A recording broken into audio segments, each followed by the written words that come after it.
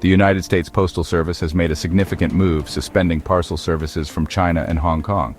This decision, effective immediately, has sent ripples through the global trade community. The suspension specifically targets packages, meaning letters and flats, remain unaffected. This unexpected halt has left many businesses and consumers scrambling for alternatives.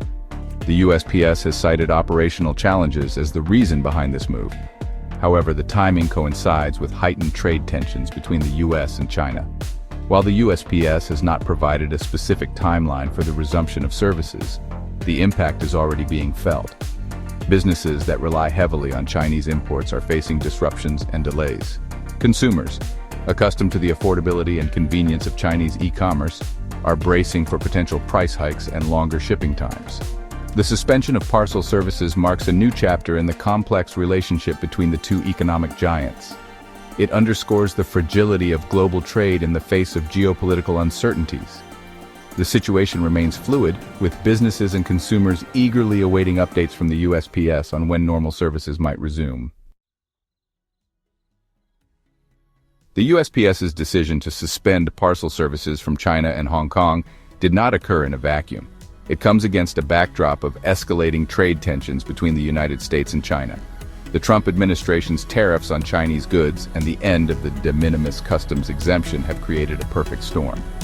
The USPS, already grappling with financial constraints, has been burdened with increased customs inspections.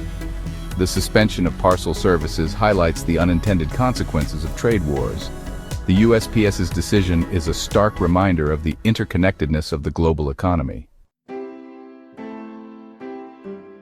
The suspension of USPS parcel services from China and Hong Kong is poised to have a significant impact on American consumers, particularly those accustomed to the affordability and convenience of Chinese e-commerce. With the USPS no longer accepting packages from these regions, businesses are left with limited and more expensive shipping options. Consumers are likely to see these increased shipping costs reflected in higher prices for goods originating from China and Hong Kong. Products ranging from electronics to clothing could become more expensive, impacting household budgets and potentially curbing consumer spending. Beyond price hikes, consumers should also brace for shipping delays. With the USPS out of the picture, businesses will have to rely on private carriers like FedEx and UPS, which often come with longer delivery times, especially for individual packages. The suspension of USPS services adds another layer of complexity to the already strained supply chains, potentially leading to inventory shortages and further delays.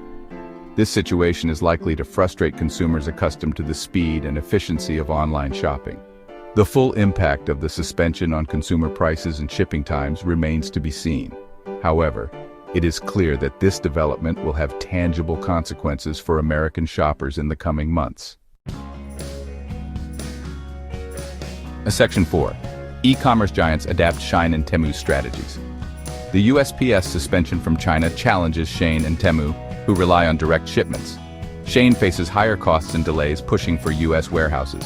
Temu's bulk shipping model offers some protection.